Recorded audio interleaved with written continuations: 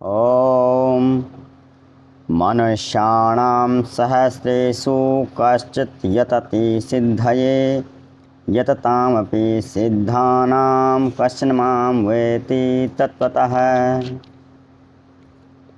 हजारों मनुष्यों में कोई एक मनुष्य ही वास्तविक सिद्धि के लिए प्रयत्न करता है और उन यत्न करने वाले सिद्धों में से भी कोई एक ही उस परमेश्वर को तत्व से जानता है।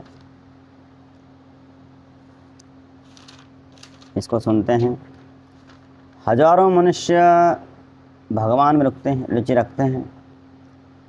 हजारों मनुष्य भगवान में रुचि रखते हैं, पर उन हजारों मनुष्यों में से कोई एक ही भगवान की प्राप्ति के लिए प्रयत्न करता है।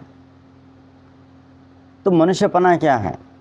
खाना पीना, ऐश आराम, भोग विलास के लिए ही क्रियाएं करना, ये मनुष्यपना नहीं है। यह सब तो पशु भी करते हैं। उनको भी सुख दुख का भान होता है।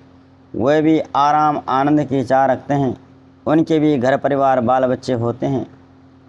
मनुष्य तो वे हैं जो इनसे ऊपर उठ करके नीति और धर्म पर चलने वाले हैं। और उन नीति और धर्म पर चलने वाले हजारों मनुष्यों में से भी कोई एक ही परमात्मा प्राप्ति की सिद्धि के लिए यत्न करता है। तो वह सिद्धि कौन सी है?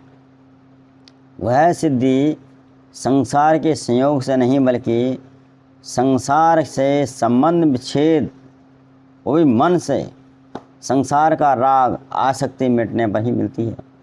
जब तक संसार का राग रहेगा तो उसकी प्राप्ति में, उसके आने जाने में ही फंसे रहेंगे और संसार तो स्थिर रहता नहीं। और जहाँ स्थिरता नहीं तो वहाँ सिद्धि कैसे संभव है? मनुष्य भोग और संग्रह में ही लगा रहता है। सांसारिक भोग पदार्थों में केवल आरंभ में ही सुख दिखता है और मनुष्य तत्काल सुख देने वाले साधनों में ही लगता है। और भोग संग्रह के अंत में हाथ तो कुछ लगता नहीं, लेकिन इनकी प्राप्ति के लिए किए गए कर्मों के कारण 84 लाख योनियों में नरक स्वर्ग में सुख दुख भोगना ही पड़ता है, आना जाना पड़ता ही है। अगर कुछ लोग संसार के भोगों से अगर ऊपर उठ भी जाते हैं तो वह भी परलोक स्वर्ग आदि भोग भूमि की प्राप्ति में लग जाते हैं। स्वर्ग आदि लोकों की और अणिमा महिमा गरिमा आदि सिद्धियों की प्राप्ति भी वास्तव में सिद्धि नहीं है, क्योंकि ये भी जन्म मरण देने वाले ही हैं।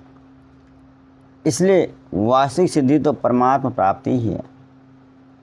जो परलोक में स्वर्ग आदि की प्राप्ति नहीं चाहते और इस लोक में धन मान भोग कीर्ति आदि की कामना नहीं करते, उत्पन्न और नष्ट होने वाली विनाशील वस्तुओं में नहीं अटकते, भोगे हुए भोगों के तथा मान बढ़ाई आदर सत्कार आदि संस्कारों के रहने पर, उन विषयों का संग होने पर भी, उन विषयों में रुचि होते रहने पर भी जो अपनी मान्यता, अपने उद्देश्य और अपने विचार सिद्धांत आदि से डिगता नहीं है, विचलित नहीं होता है, ऐसा कोई एक महापुरुष ही परमात्मा प्राप्ति रूप सिद्धि के लिए दृढ़ता से लगता है।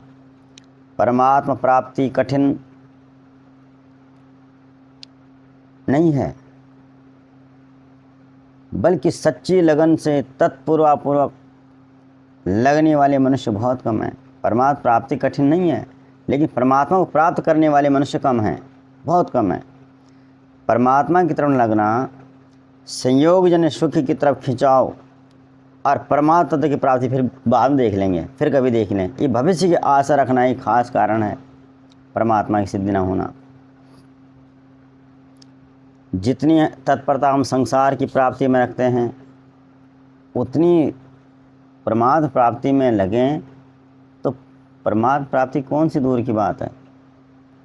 हमें सोचना चाहिए, परमात्मा सब देश में है, सब काल में है, सभी व्यक्तियों में है, सभी वस्तुओं में है, सभी घटनाओं में, सभी परिस्थितियों में है, सभी प्रकार की क्रियाओं में है और स्वतः परिपूर्ण रूप से मौजूद हैं। फिर उनकी प्राप्ति में भविष्य क्यों? भविष्य का तो कोई कारण ही नहीं है। परमात्मा तत्व तो कर्मों से उत्पन्न होने वाला तो नहीं है, और जो वस्तु कर्मों से कर्मजन्य कर्मजन्य होती है वही भविष्य मिलती है। भाई जो वस्तु कर्मों से मिलती है तो वही भविष्य मिलती है, और परमात्मा तो कर्मों से तो मिलते नहीं। कारण कि जो वस्तु कर्मजन्य होती है वह उत्पन्न होने वाली और विनाश होने वाली होती है। उसी में देश काल की संभावना रहती है, क्या मिलेगा कि तब मिलेगा, और उसी के लिए भविष्य भी होता है। तो मनुष्य यह विचार करे कि जब परमात्मा सब देश में है, यहाँ भी है वहाँ भी है, जब यहाँ है तो कहीं जाने की ज़रूरत क्या है। परमात्मा जब सब समय में है, अभी भी है, और जब अभी है तो भविष्य में क्यों। जब परमात्मा सब में है तो मेरे में भी है, जब मेरे में है तो फिर किस दूसरे में क्यों खोजूं, दूसरे की पराधीनता क्यों स्वीकार करूं। परमात्मा सब के हैं तो मेरे भी हैं, जब मेरे में हैं, जब मेरे हैं तो मेरे को ही प्यारे होनी चाहिए, क्योंकि अपनी चीज़ सबको प्यारी होती है।